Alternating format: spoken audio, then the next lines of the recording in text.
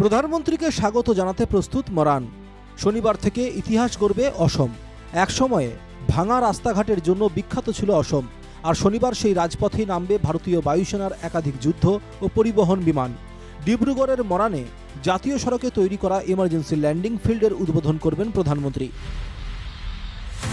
তার উপস্থিতিতেই মরান ELF-এ অবতরণ করবে রাফাল, সুখোই, জাগুয়ার, তেজসের মতো যুদ্ধ বিমান। আবার কিছু বিমান লো ফ্লাই করে উড়ে যাবে।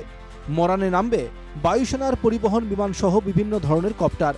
আধ ঘন্টার মরানের আকাশে সমর কলা প্রদর্শন করবে বায়ুসেনার বিমান। এরপর ইতিহাস গড়ে মরান ELF থেকে বায়ুসেনার বিমানে গুয়াহাটির উদ্দেশ্যে আকাশে উড়বেন প্রধানমন্ত্রী। দুপুরে গুয়াহাটিতে নবনির্মিত উত্তর গুয়াহাটি সেতু ও IIM-এর একটি অস্থায়ী ক্যাম্পাসের উদ্বোধন করবেন প্রধানমন্ত্রী। দুপুর দুটোই খানাপাড়ায় বুথ বিজয় সংকল্প র্যালিতে ভাষণ দেবেন প্রধানমন্ত্রী। নজরে বিধানসভা নির্বাচন, তাই গত 3 মাসে এ নিয়ে 3-4 বার অসমে এলেন প্রধানমন্ত্রী। আগামী মার্চ মাসে প্রথম সপ্তাহে ফের অসমে আসার কথা রয়েছে প্রধানমন্ত্রীর। শিলান্যাস হবে শিলচর বড়াপানি এক্সপ্রেসওয়ের। Bureau report, NKTV Bangla.